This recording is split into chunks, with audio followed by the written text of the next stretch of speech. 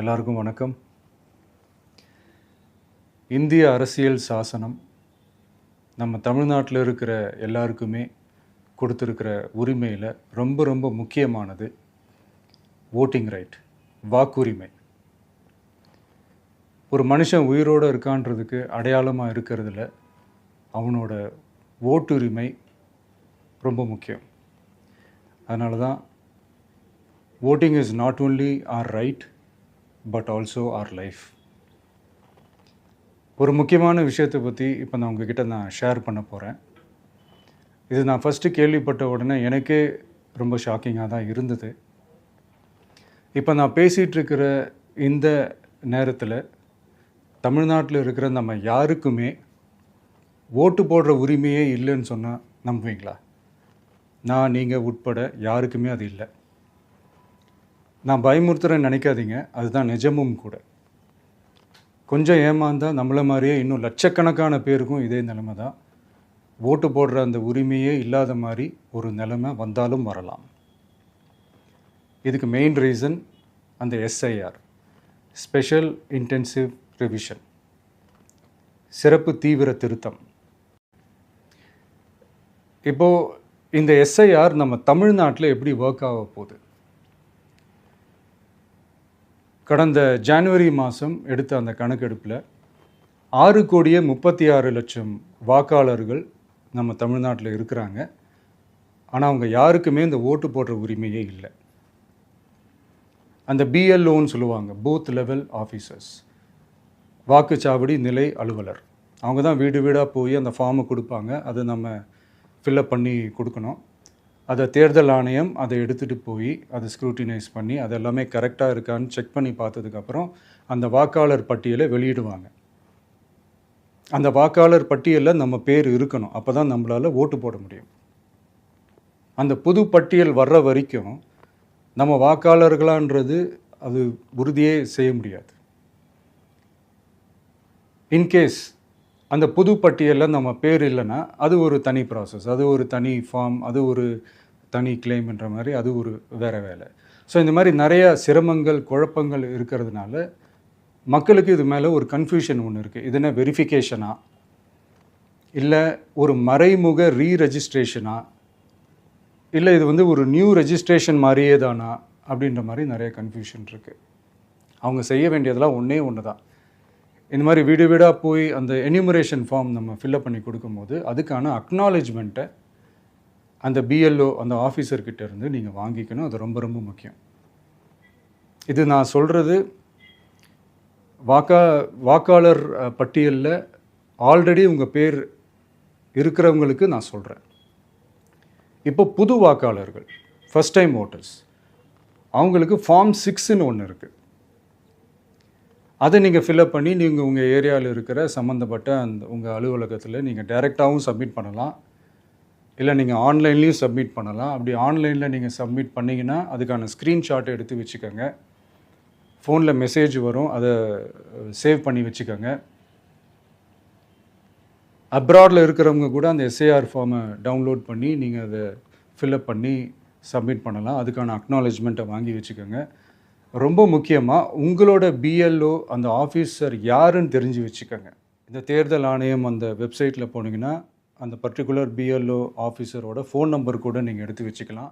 In case உங்களை யாரையும் reach பண்ணலை இல்லை உங்களுக்கு அந்த ஃபார்ம் கிடைக்கல அப்படின்னா நீங்கள் அவரை காண்டாக்ட் பண்ணி அந்த ஃபார்மை வாங்கி நீங்கள் ஃபில்அப் பண்ணி நீங்கள் சப்மிட் பண்ணலாம். ரொம்ப முக்கியமாக அதுக்கான அக்னாலேஜ்மெண்ட்டை வாங்கி வச்சுக்கோங்க. இது எல்லாமே சரியாக செஞ்சாலும் இந்த எஸ்ஐஆர் மேலே சில டவுட்ஸ் இருக்குது.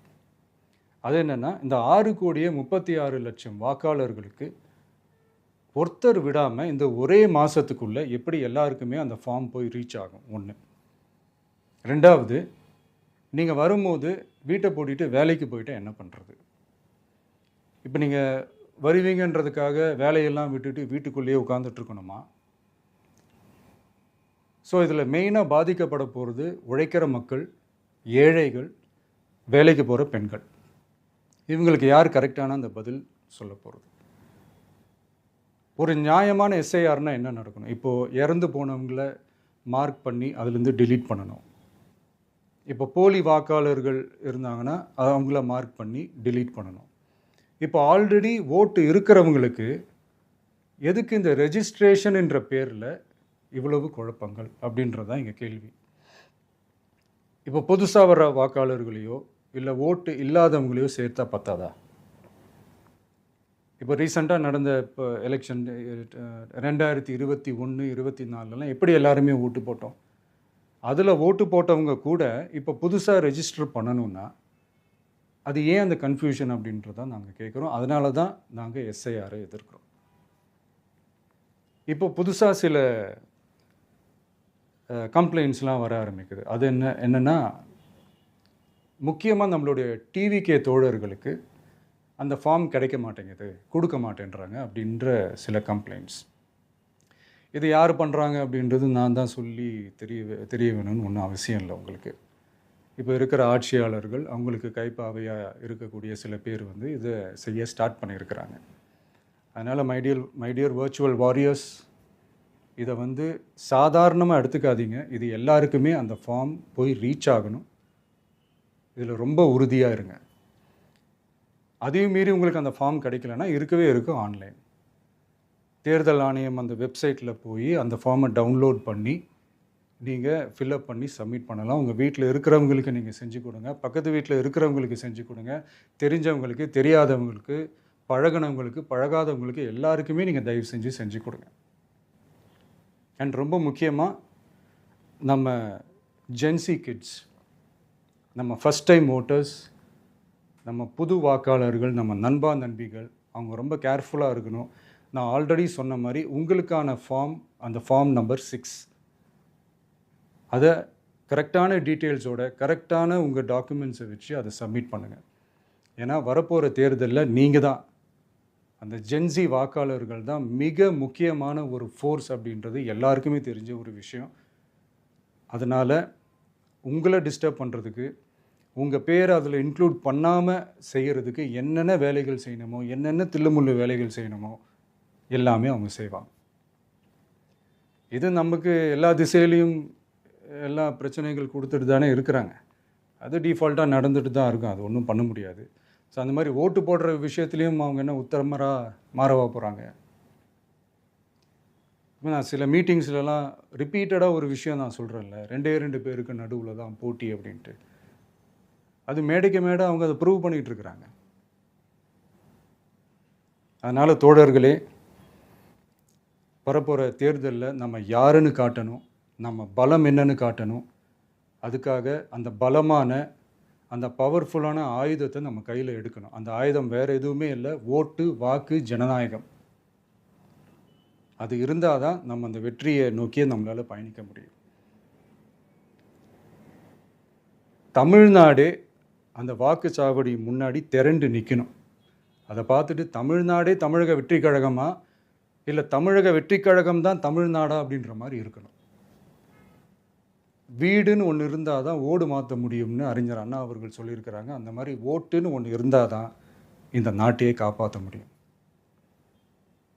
அப்புறம் இன்னொரு முக்கியமான விஷயம், அந்த எனிமரேஷன் ஃபார்ம் நீங்கள் ஆன்லைனில் நீங்கள் ஃபில்அப் பண்ணும்போது அதில் ஒரு சில ப்ராப்ளம்ஸ் வர்றதுக்கு வாய்ப்பு இருக்குது. அது உங்களுடைய ஓட்டர் ஐடியில் இருக்கிற உங்கள் பேரும், ஆதார் கார்டில் இருக்கிற பேரும், அந்த ஸ்பெல்லிங், இனிஷியல்ஸ் எல்லாமே ஒரே மாதிரி இருந்தால் தான் அது அக்செப்ட் ஆகும், இல்லைன்னா அக்செப்ட் ஆகாது. அது கொஞ்சம் கேர்ஃபுல்லாக பண்ணுங்கள். அது கொஞ்சம் யூசர் ஃப்ரெண்ட்லியாக இருக்கலாமேன்னு கேட்டதுக்கு அதெல்லாம் முடியாது, அதுக்கெல்லாம் வாய்ப்பு இல்லை, அதுக்கெல்லாம் ஆளுங்க இல்லை, பண்ண முடியாதுன்னு ரிப்ளை பண்ணிட்டாங்க. ஸோ அதனால் மைடியர் டிவிகே தோழர்களே, மைடியர் ஜென்சி படை பலமே, உஷாராக இருங்க, கான்ஃபிடெண்ட்டாக இருங்க, நல்லதே நடக்கும், வெற்றி நிச்சயம். மீண்டும் சந்திக்கும் வரை நன்றி, வணக்கம்.